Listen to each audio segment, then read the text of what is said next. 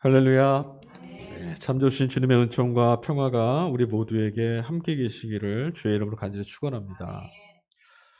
사순절 넷째 주 맞았습니다. 오늘도 우리가 걸어가는 이 순례길 가운데 하나님의 은총이 날마다 함께 하셔서 길을 잃지 않고 예수님 따라 걷는 바른 길, 옳은 길, 생명으로 나아가는 길 우리에게 걸어갈 수 있기를 간절히 바랍니다. 네, 오늘 본문 말씀을 같이 읽었는데 일독서 말씀은 여호수아서 말씀입니다. 마침내 이스라엘 백성들이 가나안 땅에 닿았습니다. 그동안 약속의 땅을 찾아서 광야 40년을 헤매이다가 이제야 이 약속의 땅에 들어왔어요. 요단을 건너서 가나안 땅에 첫 들어왔던 발을 디뎠던 곳은 바로 길갈이라는 곳입니다. 이곳을 반드시 지나가야만 합니다. 여러분, 이제 요단을 건너 새로운 땅, 새로운 시대가 이들을 기다리고 있지만 이 새로운 시대를 살아가려면 먼저 해야 될 일이 있는데 바로 이 새로운 시대에 걸맞는 새로운 백성이 되어야 한다는 겁니다. 새로운 백성이 되고자 그들이 그 길갈에서 했던 것이 뭐냐, 바로 할례였습니다. 할례라는 것은 이제 더 이상 그들이 애굽의 노예가 아니라 이제 참으로 하나님 백성이 되었다, 이것을 선언하고 이것을 함께 고백하는 공동체적인 신앙 고백, 그 예식이 바로 할례였던 거예요. 그냥 한 것이 아니라 이제 우리는 하나님 백성이다. 할례를 마친 이후에 그들이요, 이제 가나안에서 맞이하는 첫 번째 유월절을 이제 맞게 됩니다. 드디어 약속의 땅에 돌아와서 하나님의 구원하심을 기억하고 구원하신 하나님을 찬양하는 유월절을 지나게 된 거예요. 그리고 그때 가나안 땅에서 거둔 첫 소출물, 첫 경작물을 가지고 그들이 식사를 할 수 있었어요.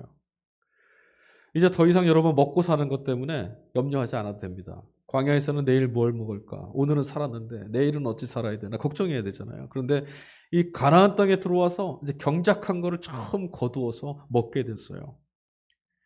얼마나 좋은 일입니까? 그런데 여러분, 좋은 일이 있으면 나쁜 일도 있죠. 호사다마라고 하죠. 바로 이날 그들이 40년 광야 생활을 마치고 가나안 땅의 음식을 먹은 바로 그날, 그리고 나서 다음 날에 무슨 일이 일어났느냐? 40년 동안 그들의 먹거리가 되어줬던 만나가 끊어졌습니다. 하나님이 베풀어 주셔서 먹고 살았던, 하나님의 은혜로 베푸신 것으로 먹고 살았던 만나가 끊어져 버렸어요.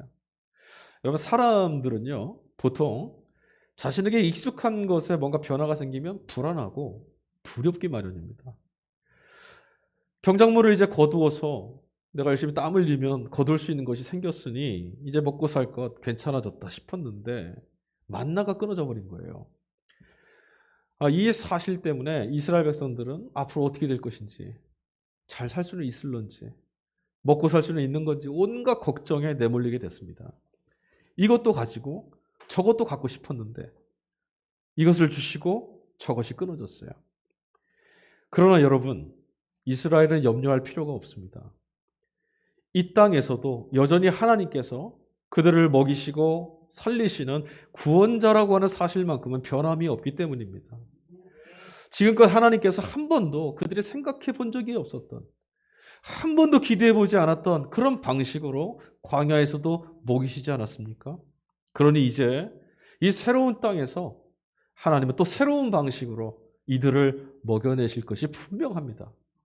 그러니까 오늘 이 소출로 거두게 된, 그래서 함께 먹고 마시게 되는 이 식탁은 염려와 근심과 두려움이 아니라 풍족히 먹는 만찬이 돼야 되고요, 그동안의 아픔, 그동안의 서러움 모두 다 씻어내는 기쁨의 축제가 되어야만 마땅한 겁니다.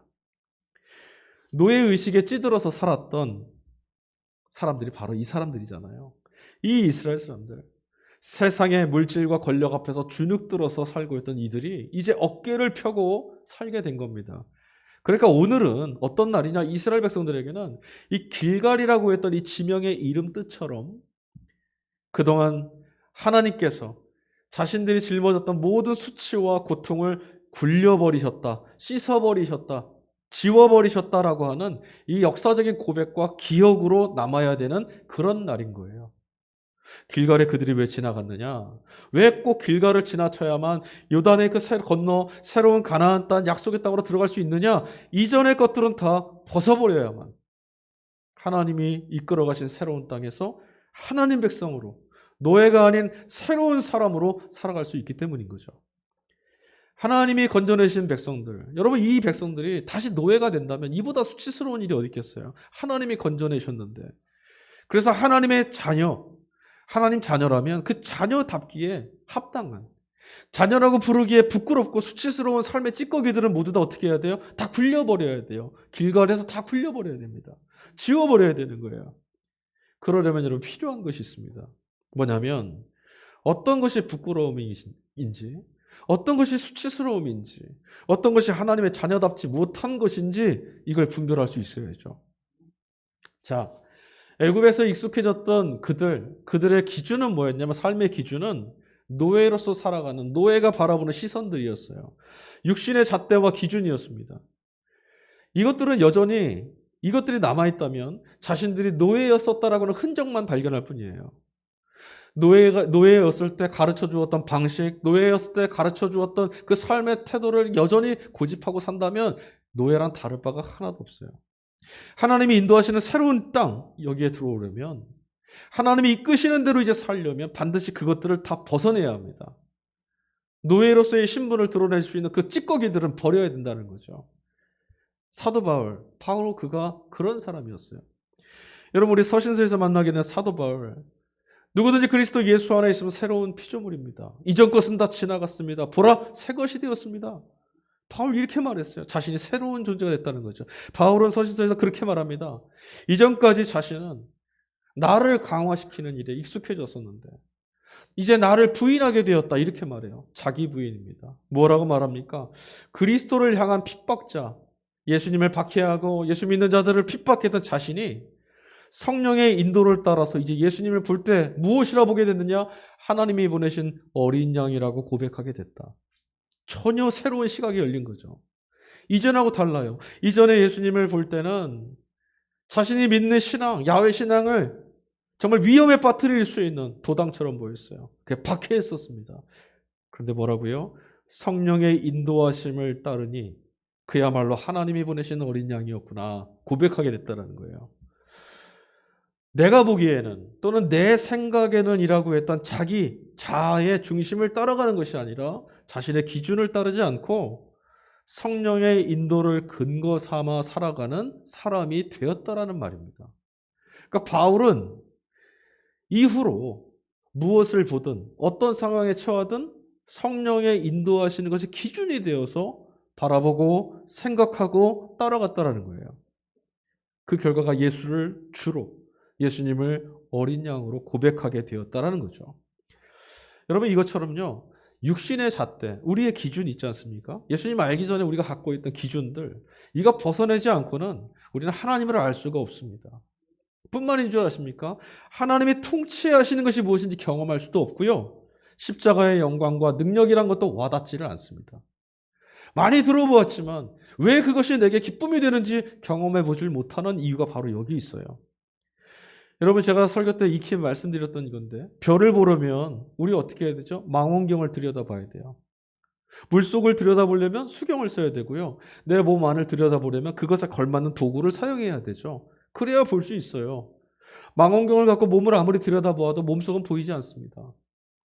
그것에 맞는 안경을 껴야 되고 그것을 바라보는 방식대로 봐야만 볼 수 있는 거예요. 하나님의 나라가 어떤 나라입니까, 여러분? 하나님의 나라는 성경이 예수님이 우리에게 보여주신 하나님 나라는 이 땅과는 전혀 다른 나라입니다. 반드시 기억하십시오. 이 땅과 비슷한 어떤 나라가 아니라 이 땅보다 조금 더 나아진 나라가 아니라 이 땅과는 전혀 다른 땅이에요. 옛 기준과 방식으로는 살아낼 수도 없고 발견할 수도 없습니다. 그리고 흉내내려고 애를 쓴다고 하더라도 하나님 나라를 살아낼 때 우리에게 주시는 삶의 기쁨과 능력을 맛볼 수가 없다라는 거예요. 찬송도 부르고 내가 신앙이 있는 것처럼 내가 주님을 믿는다 애를 쓰면서 외치고는 있지만 하나님 나라는 의와 평강과 희락이라고 말했던 바울 사도의 그 고백이 되게 와닿지 않는 거죠. 그래서 지금은 하나님 나라가 없고 이 다음에 갈 거야 이런 말만 하는 거예요. 아니요. 예수님이 이 땅에 하나님 나라를 가지고 오셨고 우리가 예수를 믿을 때 우린 그 나라의 백성이 된 줄로 믿습니다. 그럼 여러분 이 기쁨이 우리 있게 돼야 돼요. 우리가 하나님 나라를 실감하고 살 수 있어야 되거든요. 믿음 생활, 또는 여러분 신앙생활 한다는 것은 바로 이 하나님 나라를 살아가기 위해서 하나님 나라 백성답게 살아가는 방식이에요. 하나님 나라 백성답게 삶을 바라보는 시선이고 하나님 나라 백성답게 가치관을 갖는 것이고 하나님 나라 백성답게 세상을 바라보며 살아가는 눈을 갖는 걸 신앙생활이라고 하는 거예요. 여전히 내가 바라보던 익숙한 방식으로 살아가고 그런 방식으로 가치를 구분하면서도 하나님 나라를 보려면 절대 보이질 않습니다. 여러분 이런 눈을 갖기 위해서 결국 우리가 나아가야 될 곳이 어딜까요? 우리가 결국 다시금 나아가야 될 자리는 바로 예수께서 걸어가신 십자가 앞입니다. 왜냐하면 육신을 살려내야 한다라고 하는 내 육신을 지켜내고 살려내야 한다는 이 강요와 조바심에서 벗어나고 해방되는 길이 결국 육신을 벗어나는 죽음을 통과하는 길밖에 없기 때문이에요. 그래서 우리를 끌어안고 죽음을 통과하신 십자가 앞에 걸어가야만 우린 비로소 예수님이 열어놓으신 하나님 나라를 볼 수 있어요. 여러분 이 사실, 그러니까 우리가 가지고 있는 기준과 가치 이걸 다 버려야만 하나님을 볼 수 있다는 것, 이것을 보다 구체적이고 아주 시청각적으로 보여주는 말씀이 오늘 복음서 말씀이에요. 여러분 오늘 복음서 말씀 우리 같이 읽은 누가복음 15장 말씀 안에는 매우 유명한 비유의 말씀이 들어있어요. 여러분 다 아시는 말씀입니다. 교회 다니지 않는 분들도 알아요. 탕자의 비유. 그렇죠? 오늘 본문의 말씀의 시작은 이렇게 됩니다. 주님의 곁에 세리들과 죄인들이 몰려들었다. 이렇게 시작해요. 세리와 죄인들. 당시에 죄인이라고 사람들이 손가락질 받던 사람들이에요. 그들이 주님 곁에 왜 몰려들었을까요, 여러분? 그들은 사람들에게 손가락질 받고 사회에서 냉대를 당하고 정말 하나님 백성 아니다라고 저주받은 자들이어서 비난당했던 사람들인데 그들이 주님 곁에 몰려드는 이유는 주님의 말씀 안에는 위로와 평화, 자비로우신 하나님의 은혜와 구원이 그 메시지가 가득가득 담겨 있었거든요. 누구를 향한? 자신들을 향한. 그런데 주님 곁에 이 죄인들이 몰려드는 모습을 보면서 맞듣지 않아 하던 사람들이 있었습니다. 누구냐? 오늘 본문에 말하기를 당대에 의롭다라고 자타가 공인하던 바리새파 사람들과 율법학자들이었어요. 오늘날로 말하면 신학자들이나 목사님, 교육자들 이런 사람들이죠. 그들이 지금 주님을 보면서 불평을 쏟아내고 비난을 하고 있습니다. 이유가 아주 분명하고 단순합니다. 오늘 15장 2절 후반절 보니까 이 사람이 죄인들을 맞아들이고 그들과 함께 음식을 먹는구나. 이유가 뭐예요? 예수님이 그들과 함께 계시는 거 이게 싫다는 거예요. 아니 저들을 왜 예수님이 받아주시는 거야? 저런 사람들을 내쳐야지. 그런 거죠. 그냥 그들과 함께 계신다는 건 사실 그 이유 그 자체가 그들의 주님을 비난하고 화가 나고 했던 이유인 거예요.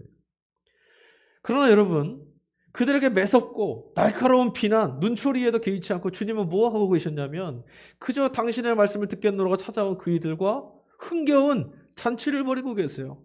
식탁에서 너무너무 행복해 하시면서 그들과 먹고 마시고 계십니다. 왜 그렇습니까, 여러분? 그들이 어떤 사람들입니까? 예수님이 말씀하셨죠. 인자가 온 것은 죄인을 찾으러 왔다. 의사가 필요한 건 누구에게 필요한 거예요? 병자들에게.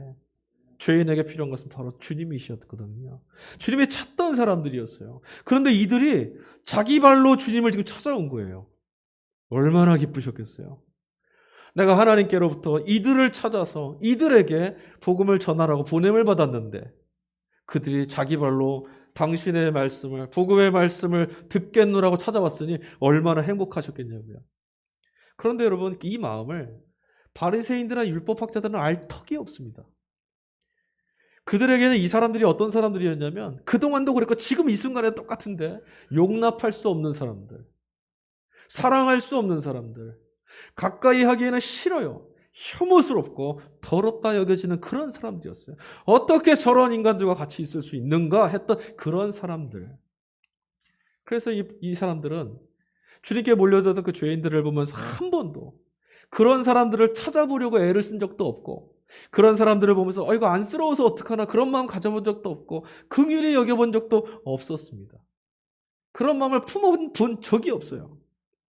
그런데 지금 예수님께서 그들을 끌어안고 계시고 잘했다 잘했다 하시고 니들이 있어서 내가 좋다 행복해 하시는 거예요. 그러니 예수님이 정말 이상하고 또 불편했어요. 아니 어쩌면 여러분 하나님께서 이스라엘 백성들에게 주신 율법의 정신이 뭡니까? 인애와 자비를 베풀고 살아라. 너희는 제사가 아니라 인애와 자비를 베푸고 살아라. 이 말씀을 계명으로 주셨는데 이스라엘이 지켜내지 못했잖아요. 이 사람들 못 지켰어요. 인애가 없었고 자비함이 없었어요. 정죄만 있었잖아요. 그런데 지금 예수님이 자신들은 못 지켜내는 이 계명을 자신들 앞에서 보란듯이 지키고 계세요. 인애를 베풀고 계시고 자비함으로 그들을 끌어안고 계시는 거예요. 그러니 자기들이 가만히 있는데도 자기들이 말씀을 어긴 자라는 게 들춰지는 거죠. 불쾌했을 거예요.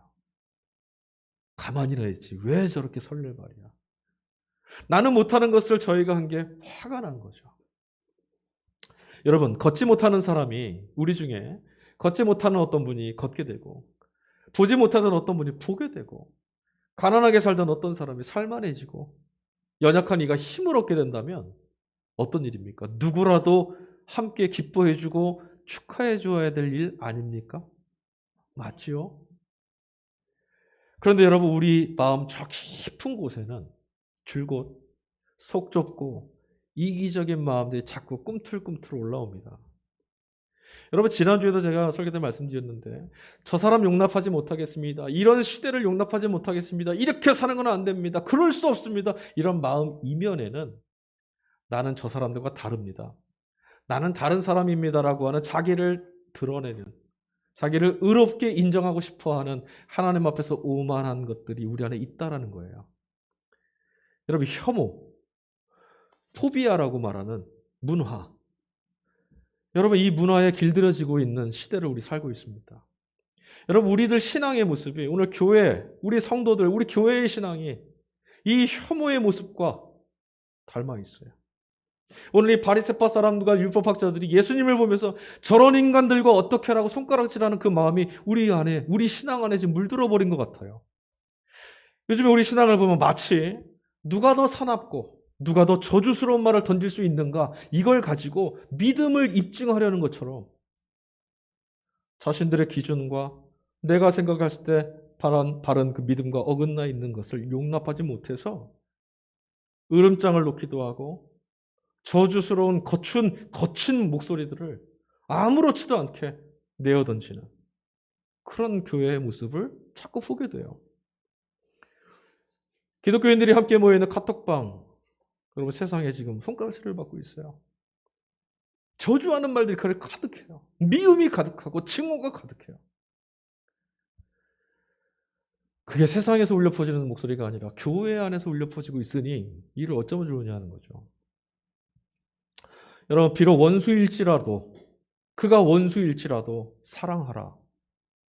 누가 하신 말씀입니까? 주님이 하신 말씀이잖아요. 우리는 그런 주님을 믿는다고 하면서도 오늘 교회는 사랑보다 증오에 더 쉽게 휘둘리고 말고 있어요. 사랑하라는 주님의 명령 앞에서도 아니요 주님 그럴 수 없습니다.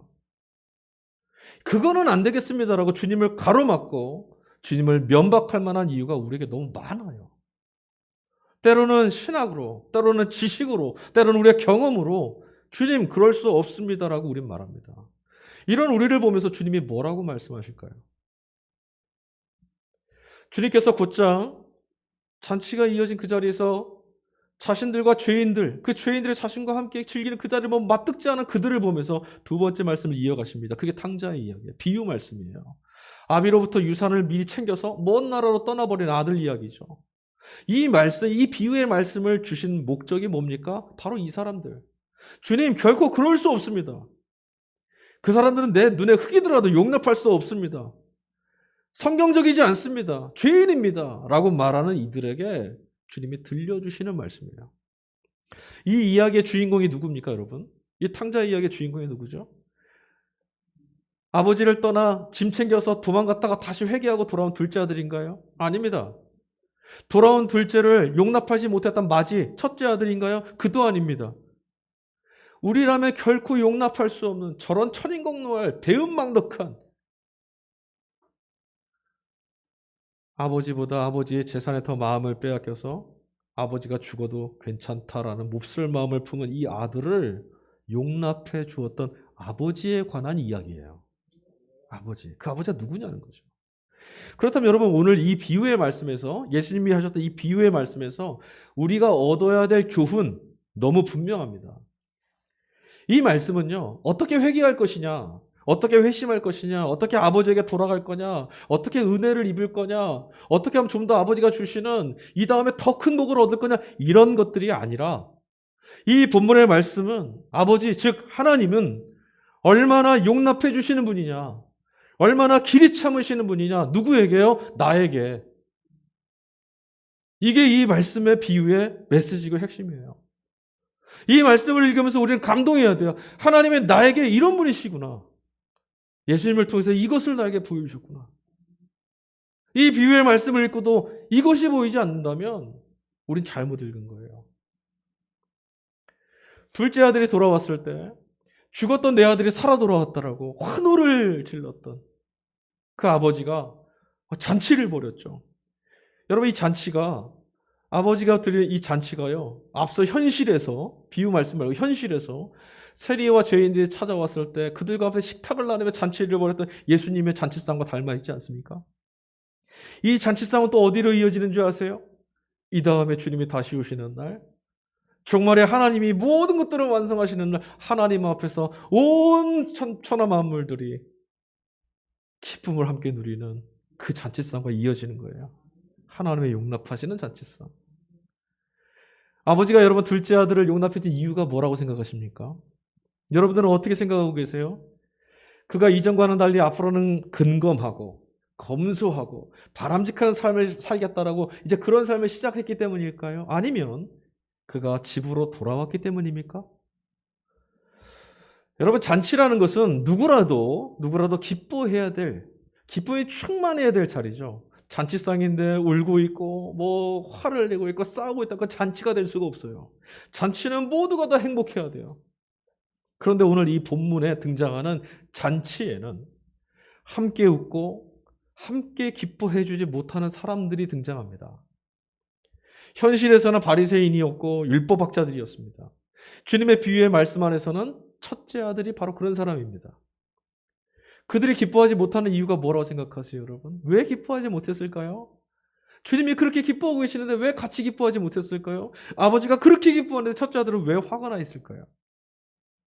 돌아온 둘째 아들, 그를 위해서 아버지가 잔치를 베풀었을 때 그 소식을 듣고 첫째 아들이 분노 섞인 말을 쏟아냅니다.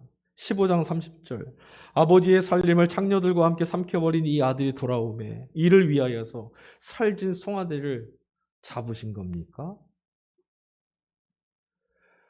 온갖 방탕한 일에 유산을 낭비한 둘째 아들에게 이런 대접을 해주시는 건 부당한 겁니다 라고 하는 불평이죠. 어떻게 이럴 수가 있습니까? 저러고 돌아왔으면 매를 들어야죠. 그러나 여러분 이 말에는 어폐가 있어요.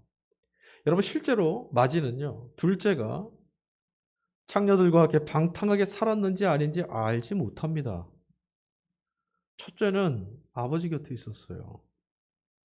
먼 이국 땅에서 둘째가 뭘 했는지 어떻게 알아요, 자기가?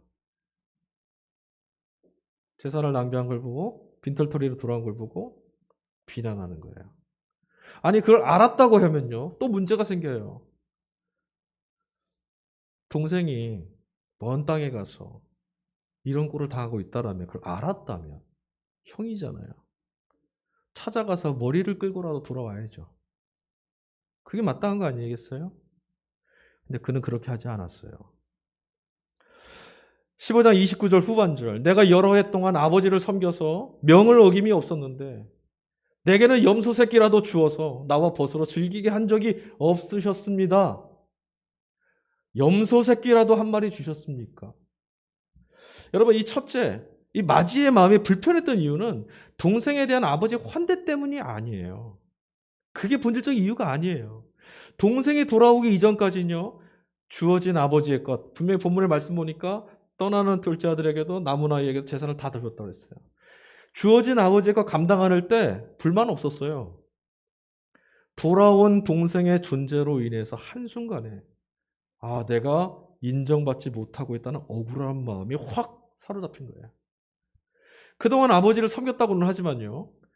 그의 말을 가만히 들여다보면 그 역시 아버지의 유산에 마음을 두고 있는 게 분명해요. 염소 새끼 한 마리도 주지 않았는데. 그러고 보면 여러분, 이 본문에서 너무너무 비참하고 슬픈 존재가 있는데 그게 바로 아버지예요. 여러분, 첫째 아들이나 둘째 아들이나 도끼인 개끈입니다. 똑같은 녀석들이에요. 아버지에게 그들은 마음이 없어요. 아버지의 마음에 관심이 없어요. 둘째는 몸이 떠났어요. 첫째는요, 몸은 여기 있는데 마음이 떠나 있는 녀석이에요. 이 말씀을 접하는 우리도 이렇게 지나칠 때가 참 많아요. 하나님에 대해서. 이런 우리 모두와 다르게 오늘 본문 속에서 등장하는 인물들 속에서 딱 한 명, 아버지만 떠나지 않는 사람이에요. 두 아들 중에서 한 녀석은 제 멋대로 살겠노라고 집을 나갔고 나를 버렸고, 차라리 아버지가 돌아가셔도 좋다는 괘씸한 마음을 품은 녀석들, 다른 하나 남아있는 녀석도 그 마음을 속으로 감추고만 있던 녀석. 아들들은 아버지를 마음에서 버렸어요. 그런데 아버지는 어떻습니까? 여전히 그들의 아버지로 서 있어요. 이는 내 아들이 죽었다가 다시 살아났으며 내가 잃었다가 다시 얻었노라. 여러분, 아버지의 기쁨의 이유가 뭡니까? 오직 내 자식이기 때문이에요. 정말 그래요. 이기적으로 들리십니까? 그게 우리 마음인데 어떡하겠어요. 다 같이 죽다 살아도 내 자식이 살아 돌아오면 기쁠 거예요. 다 같이 죽다 살아도 내 자식이 살지 못했다면 우리 슬퍼할 겁니다. 죽었다 살아났다라는 것도, 잃었다가 다시 얻게 됐다는 것도 말할 수 없는 기쁨이죠. 그러나 이 기쁨의 근원적인 출발점은 내 아들이라는 거예요. 내 거라는 거예요. 내 거. 내 아들이기에 여러분, 허물로 보이지 않고요. 서툴고 철없어도 용납이 될 수 있는 거예요. 내가 전부 주어도 아깝지 않을 수 있어요. 그러니 여러분, 무엇을 더 해냄으로, 내가 열심히 아버지의 명을 지켰으므로, 둘째보다는 내가 더 합당하고 않습니까? 둘째보다는 내가 인정받아야 되지 않겠습니까? 이런 우리 마음이 결코 닿을 수 없는 게 뭐냐? 바로 이 아버지의 마음이에요. 하나님의 마음이죠. 우리는 결코 이 마음을 알 수가 없습니다. 우리는 그저 더듬듯이 감사하네, 이 정도예요. 왠 줄 아십니까? 우리가 아무리 하나님의 사랑, 아들을 내어주신 사랑 감동하고 감격해도 알 수 없는 이유는 뭐냐면 우리는 자녀를 잃어본 적이 없어요. 죄인을 위해서 내 자녀를, 내 새끼를 내어준 적이 없단 말이에요. 죄인을 위해서 내 자식을 내주었는데 그 자식이 죽어가는 걸 본 적이 없잖아요. 그러니 우리는 이 하나님의 마음을 헤아릴 수가 없어요. 그동안 여러분, 우리가 왜 우리 삶이라는 것이 왜 잔치의 자리, 잔치의 기쁨을 잃어버리고 살았는지 한번 생각해 보시죠. 기뻐할 일이 없고 잔치가 없어서 비루하고 억울한 삶, 그런 인생이라고 우리 생각해 왔는데, 저 사람들은 저렇게 행복한 날들이 많고 저런 축제가 있는데 나는 그런 일이 없는 비참한 인생이라고 생각해 왔는데, 여러분, 실제로 주님의 잔치를 거부하고 소외시켜 왔던 것은 바로 우리 자신 아니었습니까? 우리는 그동안 내가 누구이며 하나님으로부터 어떤 은혜를 입어야 할지, 또 그런 은혜를 입어야 할 이유가 어디에 있는 것인지조차 알지 못한 채 누리고 있는 것, 심지어는 하나님이 베풀어 주신 그 모든 것, 은혜와 사랑조차도 마땅히 그러셔야 되는 것, 그는 원래 그러신 분, 우리 그렇게 생각해 온 건 아닐까요? 하나님의 사랑이 많으십니다. 그래서 그냥 주시는 거예요. 하나님의 은혜가 풍성하시니까 내게 은혜를 주신 거예요. 우리 그렇게 생각하지 않았을까요? 우리가 그 사랑과 은혜를 받을 자격이 있나요? 그러나 여러분, 이 사람이 가진 것이 또는 저 사람이 누리고 있는 것이 어떠냐고, 내가 아닌 다른 사람 손, 다른 사람 것, 그것이 과연 합당하냐 안 하냐만 우리 가늠질하고 불만하고 원망했던, 제 자신의 삶을 그런 것과 비교하면서 하나님이 주신 것들을 온통 까먹고 행복을 갉아먹으며 살고 있던 바로 그때에도 하나님은 바로 우리 자신을 보고 계시다라는 것. 그럼 이 사실을 우리 기억해야 돼요. 누구 때문에 기뻐하셨냐? 내 자식 때문에, 너 때문에 하나님 기뻐하고 계셨다니까요.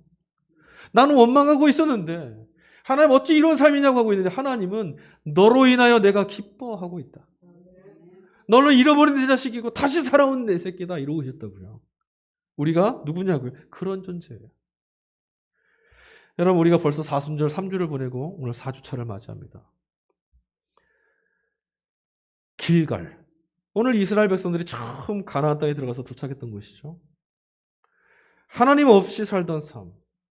거기서 하나님 없이 살던 이 땅에서 하나님 나라를 살아내기 위해서는 이 새로운 땅에서 새로운 삶을 출발하기 위해서는 이스라엘이 이전까지 하나님 자녀답지 못한 채 살았던 노예처럼 살았던 그 찌꺼기들을 모두 이 길갈에서 굴려버렸던 것처럼 이 사순절은 예수님의 사람으로 살아내기 위해서 그동안 우리 마음 안에 채워왔던 육신의 기준과 세상이 가르쳐준 그런 가치관들, 그런 기쁨, 행복의 조건들 이런 것들을 가득가득 채워서 굳어져 버린 우리의 마음, 쌓아놓았던 그 모든 찌꺼기들을 굴려보내는 때가 바로 사순절이에요.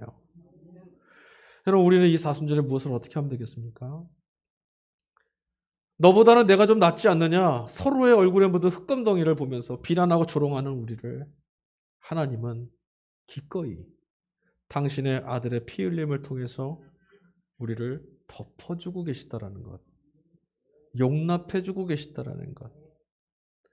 하나님은 자녀답지 않은 욕망이나 두려움, 불신, 그 허물들을 끌어안고 살고 있는 우리의 모든 수치들을 당신의 아드님이신 예수 그리스도의 피로 다 닦아주셨습니다. 지난주 우리 일독서 본문 말씀 이사야서 55장 말씀처럼 여러분 이제 우리는 하나님 없이 살던 삶을 버리고 악한 길을 버리고 불의한 생각을 버리고 돌아온 아들처럼 주님께로 나를 용납해 주시는 아버지의 사랑을 사랑으로 받는 자리 돌이키기만 하면 됩니다. 우리가 무엇을 할 것인가가 아니라 아버지의 사랑이 우리에게 돌이킴을 구원으로 이끌어주는 거죠. 주님께로 돌아가는 곳에는 여러분 풍성한 포도주와 젖이 있습니다.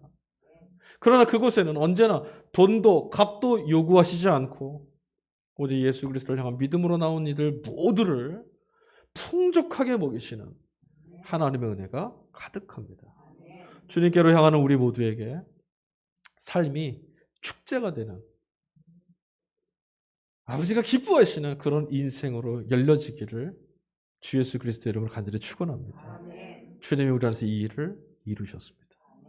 우리 같이 찬양 같이 부르시고 말씀을 마무리하겠습니다.